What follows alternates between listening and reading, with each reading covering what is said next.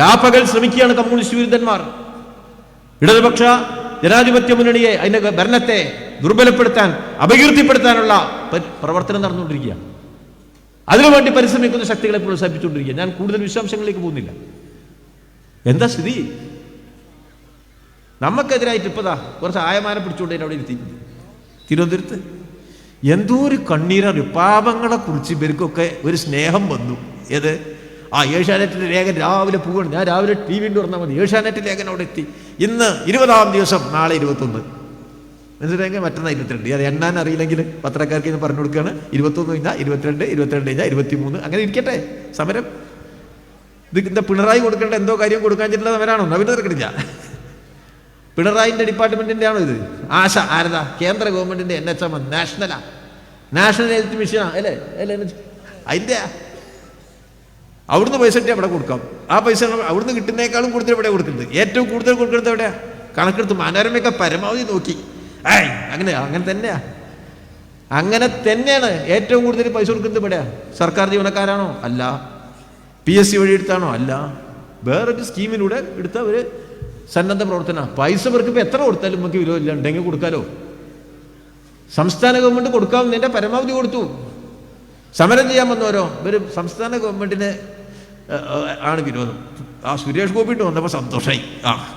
സുരേഷ് ഗോപി എന്നാ പൈസ കേന്ദ്രത്തിൽ തരാത്ത കൊടുത്തേക്കുന്നൊരു കത്ത് നിവേദനമായി കൊടുത്തു. നിങ്ങൾ കണ്ടോ? ശ്രദ്ധിച്ചോ? ഈ ആശാള് തിരുവനന്തപുരത്ത് വന്ന ആശാള്, നമ്മളെ ആശാൾ അതാ പറയുന്നത്, അവിടുന്ന് കിട്ടണമെന്നാ. തിരുവനന്തപുരത്തുള്ള ഈ സമരക്കാരെന്താ പറയുന്നത്? അയ്യോ, നരേന്ദ്രമോദിയുടെ ആ തെറ്റായ പണം ഞങ്ങൾക്ക് വേണ്ട, ഒക്കെ പിണറായി വിജയൻ തരട്ടെ. ഉണ്ടെങ്കിൽ കൊടുക്കാൻ വിരോധം ചെയ്തിട്ടില്ല കേട്ടോ. കൊടുക്കാവുന്നതിൻ്റെ പരമാവധി കൊടുക്കുക. ന്യായമായ കാര്യത്തിന് ഏത് സമരവും നടത്തണം, ആ സമരത്തെ പിന്തുണക്കണം. ഇതാണോ? പറ്റാത്തൊരു കാര്യം പറഞ്ഞിട്ട് നടത്താൻ പറ്റുമോ? ഒരാൾ നാസറിനെ വിളിച്ചിട്ട് ഒലക്ക വിഴുങ്ങണമെന്ന് പറഞ്ഞു. പറ്റുമോ? എന്നിട്ട് അറിയാൻ ചോദിക്കാം പറ്റുമോ? നാസർ നല്ല മനുഷ്യനാന്ന് പറഞ്ഞിട്ട് അയാളൊന്ന് പറഞ്ഞേക്കണ്ടേ? നാസർ പറഞ്ഞു ഞാൻ വിഴുങ്ങിക്കോളാറ്. അപ്പോൾ അയാൾ പറയുന്നത് നാസറെ ഒലക്ക വിലങ്ങനെ വിഴുങ്ങണം എന്നാണ്. പറ്റുമോ? ഇങ്ങനെ വിഴുങ്ങായിരിക്കാം. ഇങ്ങനെ വിലങ്ങനായിട്ട് പിടിച്ചിട്ട് ഇവിടേക്ക് ആർക്കെങ്കിലും വിഴുങ്ങാൻ പറ്റുമോ? അങ്ങനെ ഒരു മുദ്രാവാക്യം വെച്ചാൽ അത് മുദ്രാവാക്യം തെറ്റാന്ന് പറയേണ്ടി വരില്ലേ? അത് പറയണം. അത് പറഞ്ഞാൽ നമ്മൾ സമരക്കാർക്ക് എതിരാവും.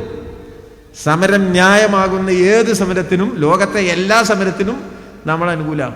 സമരം ചെയ്ത് ഞങ്ങൾ നിങ്ങളെ തോൽപ്പിക്കും. ആരെ? നമ്മളെ. മാർക്സിസ്റ്റുകാരെ സമരം ചെയ്ത് തോൽപ്പിക്കാൻ പറ്റുന്ന ഒരാൾ ഈ ഭൂമിയിൽ ജീവിച്ചിരിക്കുന്നില്ല എന്ന കാര്യം എല്ലാവരും മനസ്സിലായിക്കോളും. സമരത്തിൽ ഞങ്ങളെ തോൽപ്പിക്കാൻ പറ്റില്ല. പറ്റുമോ? സമരത്തിൽ തോൽപ്പിക്കാൻ പറ്റില്ല, പിരിവിലും തോൽപ്പിക്കാൻ പറ്റൂല.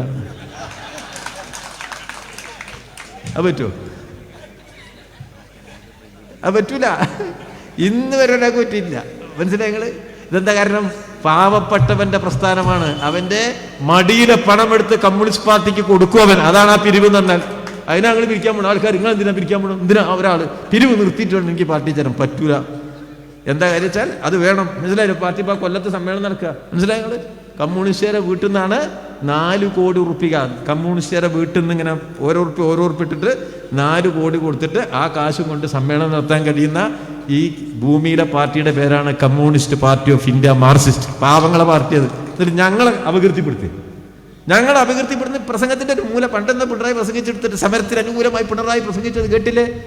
ന്യായമായ സമരത്തിന് അനുകൂലമായിട്ട് പിണറായി പ്രസംഗിച്ചാണ്.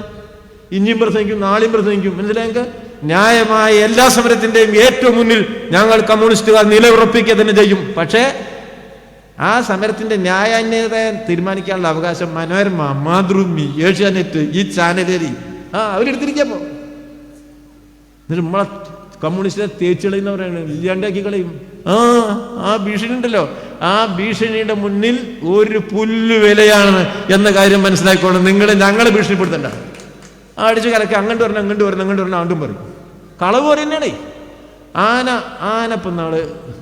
ആന ആൾക്കാരെ ചവിട്ടി കൊന്നുകൊണ്ടിരിക്കുക.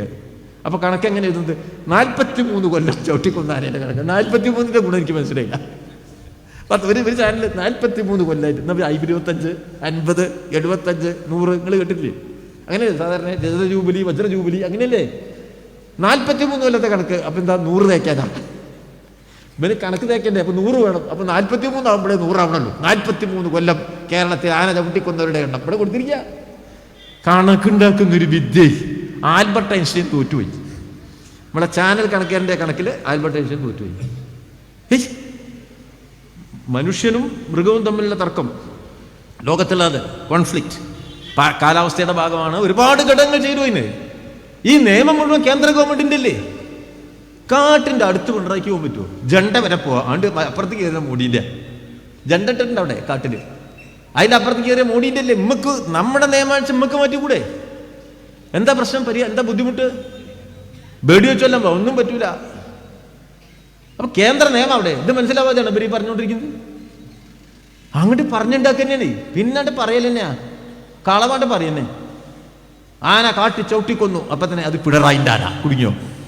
കാട്ടിലെ ആന മുഴുവൻ പിണറായിന്റെ. കേരളത്തിലെ കാട്ടിൽ എത്ര ആന ഉണ്ടെന്ന്? അതൊക്കെ പിണറായിന്റെ ആനയാണോ? ഇവർ കാട്ടിൽ നിന്ന് ഒരു ആന ആരെങ്കിലും ചവിട്ടിക്കൊല്ലുകയോ ഉപദ്രവിക്കുകയോ ചെയ്താൽ ഇവൻ വായിച്ചാൽ തോന്നും പിണറായി വിജയൻ അവിടെ ആനയെ പറഞ്ഞിട്ട് ആന ചവിട്ടിയതാണ്. ഇന്നലെ നോക്കി, ആന ഓടിപ്പോകുന്നു കാട്ടിലേക്ക് പോണ ആനന്റെ ചിത്രം കാണിച്ചാൽ തോന്നും നാട്ടിലേക്ക് വരികയാണ്. ഞങ്ങൾ നോക്കി ഇന്നലെ ഒരു പേപ്പറിൽ ഞാൻ കണ്ടതാ. ആന കാട്ടിലേക്കാ പോണ്. ആ ചിത്രം കണ്ടാൽ നമ്മൾ വിചാരിച്ചു കാട്ടിൽ നിന്നുള്ള ആന കണ്ടു വരികയാണ്. ഇവിടുന്ന് നമ്മളെ വനജീവനക്കാര് വെടിവെച്ചിട്ട് ആന കാട്ടിലേക്ക് ഓടിപ്പോണ ചിത്രം ആ കാട്ടിൽ കയറി കണ്ടെടുത്തിരിക്കുക. അപ്പോൾ ചിത്രം പെട്ടെന്ന് കണ്ടാൽ ഞാനും വിചാരിച്ചു രാവിലെ അയ്യോ ഇത്ര അധികം ആനകൾ ഒരുമിച്ച് കൊണ്ട് വരികയാണോ എന്ന് വിചാരിച്ചു. ജനങ്ങളെ തെറ്റിദ്ധരിപ്പിക്കുക, ദൂരം നടത്തിക്കൊണ്ടിരിക്കുകയാണ്. എന്നാൽ അപ്പോൾ അവിടെ അമ്പലത്തിൽ ഒരു ആന 3 ആളെ ചവിട്ടിക്കൊന്നു. നിങ്ങൾ അറിഞ്ഞോ? കൊയിലാണ്ടിയിൽ ആന 3 ആളെ ചവിട്ടിക്കൊന്നത്. അവിടെ ആ മൃതശരീരം വെച്ചുകൊണ്ട് സമരം ഉണ്ടായോ? ഇത് പിണറായിൻ്റെ ആനയാന്ന് ആരെയും പറഞ്ഞു? നോക്കൂ നിങ്ങൾ എങ്ങനെ മോശമാക്കുന്നു ഇവരുന്ന്. നമ്മൾ ഗവൺമെന്റിനെ മോശമാക്കുക. അതായത് ആനയും വന്യമൃഗങ്ങളും മനുഷ്യനും തമ്മിലുള്ള സംഘർഷം അതൊരു സാമൂഹ്യ പ്രശ്നമാണ്. അതിന്റെ ദുഃഖത്തെ എല്ലാവരും ഒരു മരണം നടന്ന നമ്മൾ ഒരു ആക്സിഡന്റ് അപകടം നടന്നാൽ പോലും ആ മരണത്തിൽ നമ്മൾ ദുഃഖിക്കുമല്ലോ. ആരെങ്കിലും അതിനെ അനുകൂലിക്കുമോ? ഇല്ലല്ലോ. അതൊരു സാമൂഹ്യ വിഷയമായിട്ട് കാണണ്ടേ? ഇതൊരു സാമൂഹ്യ വിഷയമാണ്.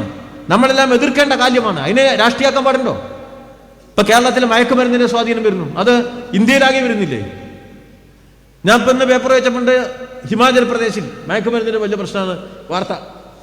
ഇന്നത്തെ വാർത്ത ആരാ? ഹിമാചൽ പ്രദേശിൽ കോൺഗ്രസ്സാ.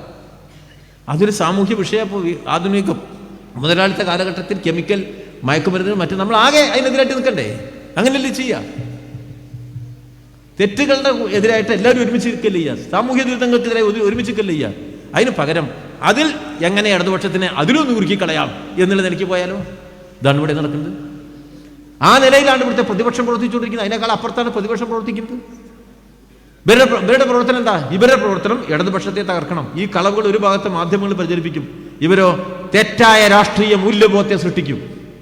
തീവ്രമായി ജനങ്ങളെ വർഗീയവൽക്കരിക്കുക, എല്ലാ വർഗീയവാദത്തെയും പ്രോത്സാഹിപ്പിക്കുക, ന്യൂനപക്ഷ വർഗീയതയെ, ഭൂരിപക്ഷ വർഗീയതയെ, എല്ലാ വർഗീയതയും പ്രോത്സാഹിപ്പിക്കുക, എല്ലാ ജാതീയതയും പ്രോത്സാഹിപ്പിക്കുക, മനുഷ്യനെ ഭിന്നിപ്പിക്കുക, മനുഷ്യത്വത്തിന്റെ നല്ല മൂല്യങ്ങളെ ഇല്ലാതാക്കുക.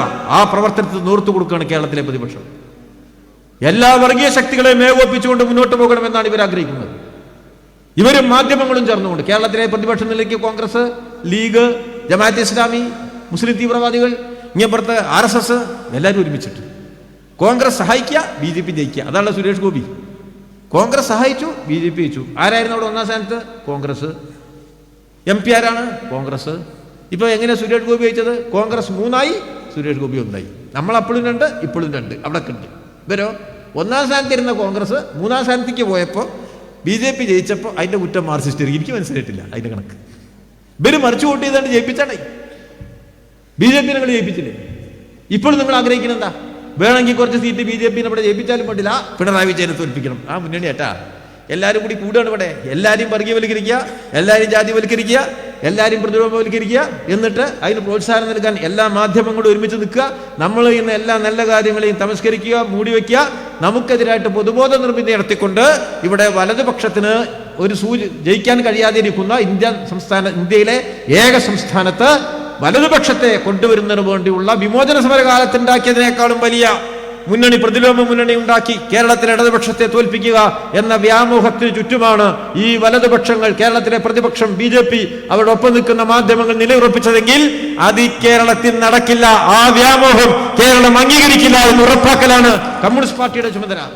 അങ്ങനെ നിങ്ങൾക്ക് കേരളം ഇന്നുള്ള കേരളത്തിന്റെ പുരോഗമന വഴിയിലൂടെ, നേർവഴിയിലൂടെ കേരളം മുന്നോട്ട് പോകുമ്പോൾ ദുർബലനായ മനുഷ്യന് സാമൂഹ്യ അസ്തിത്വമുണ്ട് എന്ന് കേരളം ഉറപ്പിക്കുമ്പോൾ ആ കേരളത്തിലെ ഇടതുപക്ഷ ഗവൺമെന്റിനെ, ഇടതുപക്ഷ പ്രസ്ഥാനത്തെ, കമ്മ്യൂണിസ്റ്റ് പാർട്ടിയെ ഇല്ലാതാക്കി കളയാം എന്ന വ്യാമോഹവുമായി ഇറങ്ങിയ വലതുപക്ഷ കൂട്ടുമുന്നണിക്കെതിരായി എല്ലാ മനുഷ്യരെയും ഒന്നിപ്പിക്കുക എന്ന ശരിയായ രാഷ്ട്രീയ ദൗത്യമാണ് കേരളത്തിലെ കമ്മ്യൂണിസ്റ്റുകാർ ഏറ്റെടുത്തിരിക്കുന്നത്.